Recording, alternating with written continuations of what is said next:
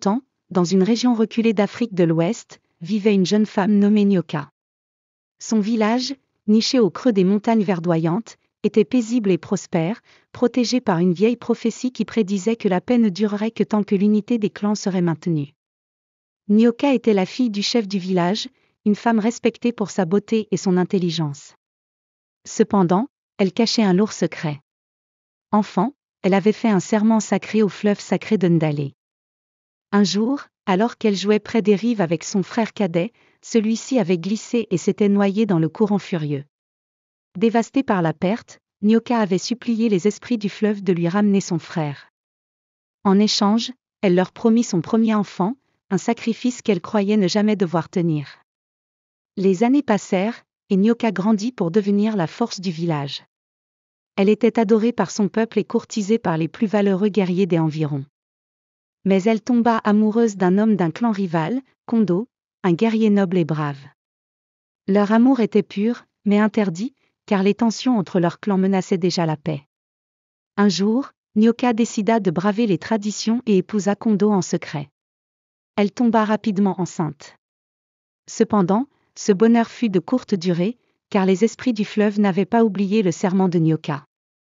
Un soir de pleine lune, tandis qu'elle se baignait dans les eaux du fleuve pour apaiser les douleurs de sa grossesse, une voix profonde s'éleva des profondeurs du courant, « Ton enfant est à nous ». Nyoka, terrifiée, tenta de fuir, mais les eaux l'enveloppèrent. Les esprits la menacèrent de détruire tout ce qu'elle aimait si elle ne respectait pas sa promesse. Désespérée, elle se tourna vers les anciens du village, mais personne ne pouvait défier les puissances du fleuve. La tension monta alors dans le village. L'unité fragile entre les clans se fissura, car certains accusèrent Nyoka d'avoir attiré la colère des dieux. Son amour avec Kondo fut vu comme une trahison aux traditions, et bientôt, la guerre menaçait d'éclater. La veille de l'accouchement, Nyoka prit une décision radicale. Elle se rendit seule au fleuve, prête à affronter les esprits. « Prenez-moi, mais laissez mon enfant » implora-t-elle. Les esprits, implacables, refusèrent. « Un serment est un serment » répondirent-ils. Déterminée à ne pas laisser les forces mystiques détruire son enfant à naître et les deux clans, Nyoka plongea dans le fleuve, sacrifiant sa vie. Au petit matin, son corps fut retrouvé flottant paisiblement sur les eaux, mais dans une étrange bénédiction, l'enfant naquit sain et sauf, pleurant dans les bras de son père Kondo.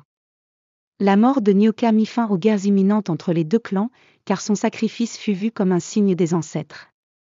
En mémoire de son acte héroïque, les deux villages scellèrent une paix éternelle au bord du fleuve Ndalé, jurant de ne jamais oublier l'histoire de la femme qui donna sa vie pour l'unité et l'avenir de son peuple. Cette histoire parle de sacrifice, d'amour et des luttes entre tradition et espoir.